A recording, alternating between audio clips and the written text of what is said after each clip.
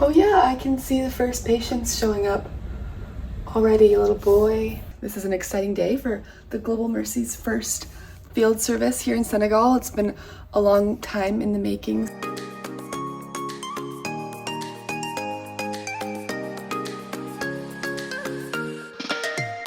Hey everyone, I am in the Mercy Chapel, just taking a wee little break from running around and filming either people from my vlogs or the hospital chaplains, or just having great conversations with people as I go. So it's a busy day here as patients begin to board. I thought it would be cool to go back to the other side of things when it comes to what it's like to just live on the ship, not only work, but live. So I asked my lovely friend Kate and my new friend Amelia, who is an 11th grader in the academy, I asked if they would be willing to show us their cabins, because you saw a couple's cabin, thanks to Silka and Ruben, but you haven't seen the other kinds of cabins. So Kate's going to show us what a double cabin is like with her and her cabin mate, and then Amelia is going to show us what a family cabin is like. So lots to see, so we better get going.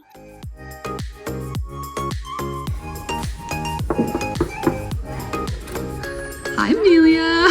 Thanks for showing us your cabin. This is Amelia. Do you want to tell the people who you are? I'm Amelia. I was on the Africa Mercy since August, and then I came here in December. So I've only been here about 6 months. So, yes, and you're an 11th grader. Yes, on the ship. And so living in a family cabin with your brother, I can see the names up here. Oh, Owen. And your parents. Yeah. So why don't you take us around? Yeah, so these are what the average kids' rooms look like. Is it okay if I go in? Just go ahead. Ooh, and you have a Polaroid camera. Very cool. I like it. So you got 2 beds in here. Yes. Very cool. And a closet. Mm-hmm. Or several closets, yes. Yeah. Very nice. Got some places to put stuff. One, which just shows the top box. Okay. Oh, interesting. Owen, okay. So there's Owen's room. And that's what the parents' room looks like. Ooh. Have a little bit more space. Is it okay if I go Yeah, in go here ahead. briefly?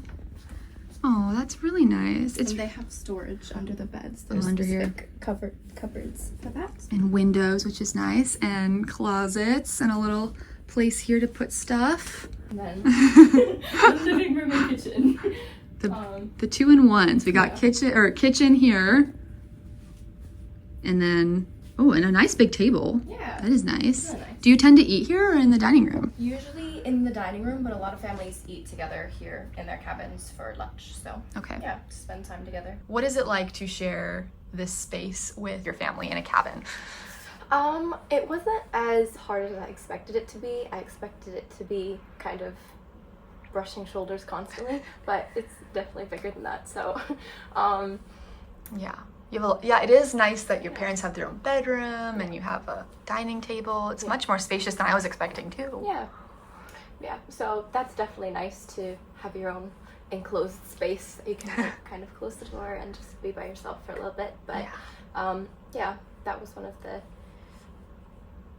parts I didn't expect and parts that was good. So that was really nice. Nice. I'm glad.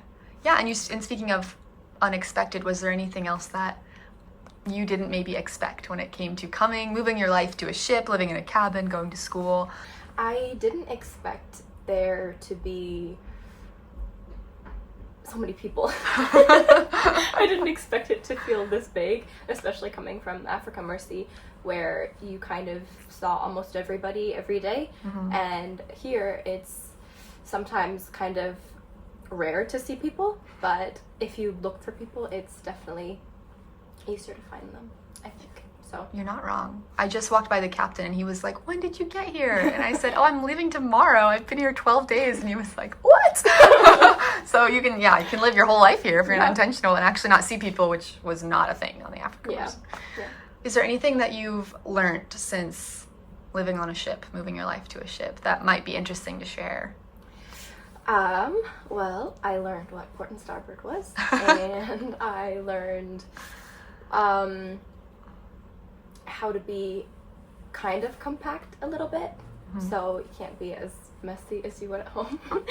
I learned how to be able to talk to people who have come from completely different backgrounds, and I'm a little bit better at starting conversations than I used to be, but so that was a good part. And Oh, well, I can attest to that. Amelia and I have had really good conversations, so I think that is something actually I hadn't thought about myself. But as a ship kid, like, there are downsides in the sense that your friends leave sometimes and you have no control over that.